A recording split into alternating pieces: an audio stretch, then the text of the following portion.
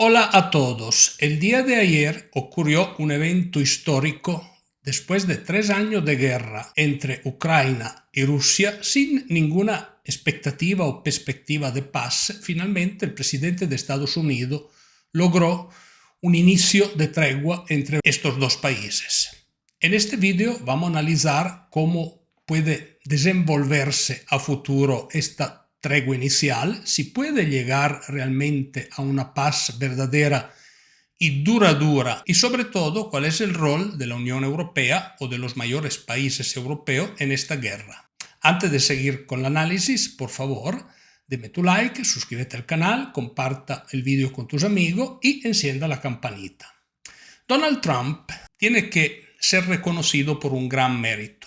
Me parece que es un presidente muy pragmático y que trata de buscar la paz. Entiende que la guerra conlleva solo a pérdidas económicas y sobre todo de vidas humanas enormes y a ningún beneficio económico por los pueblos.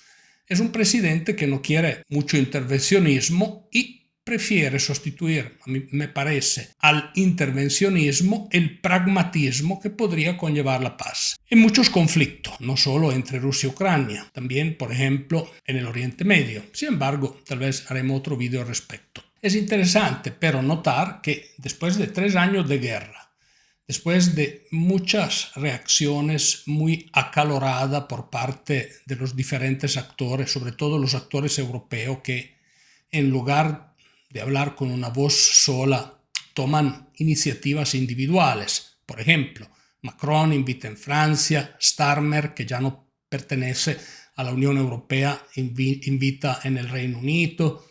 Después en Alemania tienen su punto de vista también. O sea, cada uno de los países principales de la Unión tiene su punto de vista. Sin embargo, no hay una posición unitaria, sino en un hecho, en gastar más dinero que después comportará más deuda por los contribuyentes europeos.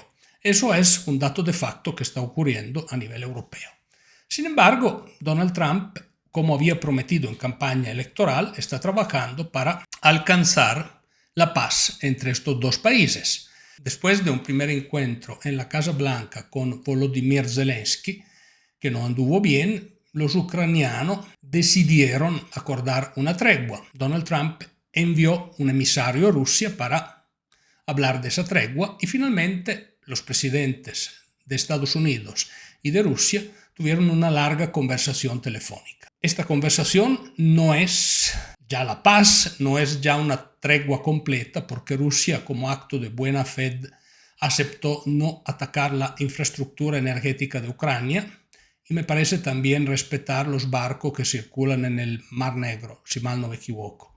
Sin embargo, hay algunos aspectos de esa tregua o de una tregua más amplia que podría ser alcanzada a futuro, que es importante tomar en consideración. Rusia estaría dispuesta a una tregua más amplia en el caso que en el periodo de la tregua Ucrania no reciba armas. O sea, una tregua amplia que lleve realmente a parar el conflicto, por lo menos por un cierto periodo de tiempo, porque la que se acordó por medio de esta llamada telefónica son alguna línea de respeto en el combate, pero los combates van a seguir. Pero hay un hecho seguramente positivo que es fundamental tomar en consideración. Me parece que las dos mayores potencias que están atrás de esa guerra, de un lado Rusia, que se empeña directamente, y Estados Unidos, que era el principal financiador de Ucrania, acuerdan un proceso que podría llevar a la paz.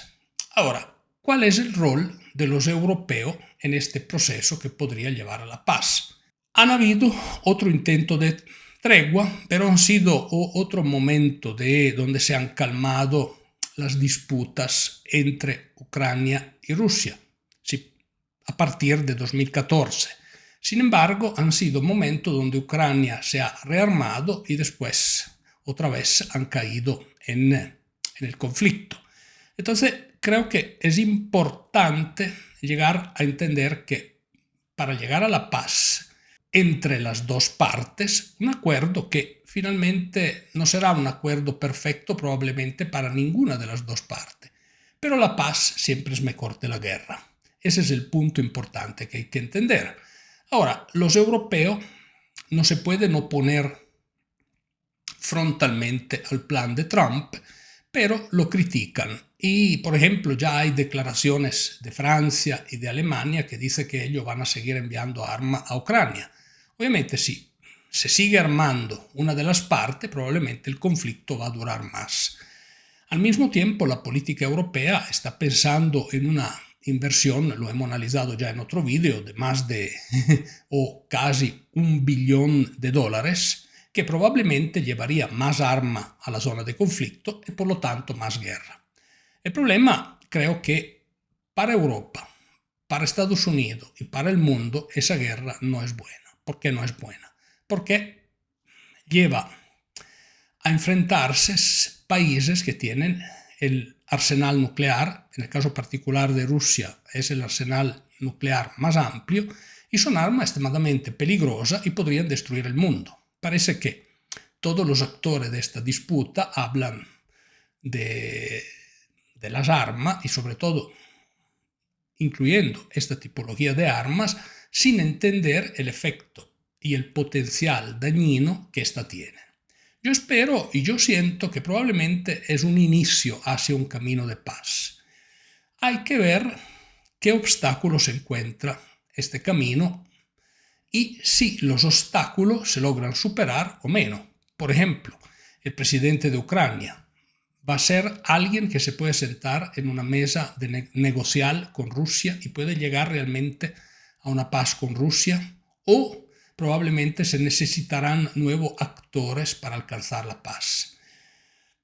Probablemente ambas partes, incluyendo no solo los dos países en conflicto, sino también los países europeos, entonces todas las partes en el conflicto no van a quedar contentas o completamente satisfechas de los resultados, pero sin duda es un primer paso. Y me parece también las declaraciones que ha dado Estados Unidos de abertura hacia el reconocimiento de Crimea como territorio ruso es un inicio de empezar a ceder alguna posición, repito, que tal vez no es el optimal del negociado o la condición optimal a la cual las partes quisieran llegar, pero cuando hay una negociación entre diferentes partes, finalmente todos tienen que ceder algo por un fin, y el fin es el bien común. Honestamente, espero que sea el inicio del bien común para Europa y pueda realmente llevar estos dos países a una paz duradera. Veremos qué pasa. Mientras tanto, muchas gracias y los espero en mi próxima análisis.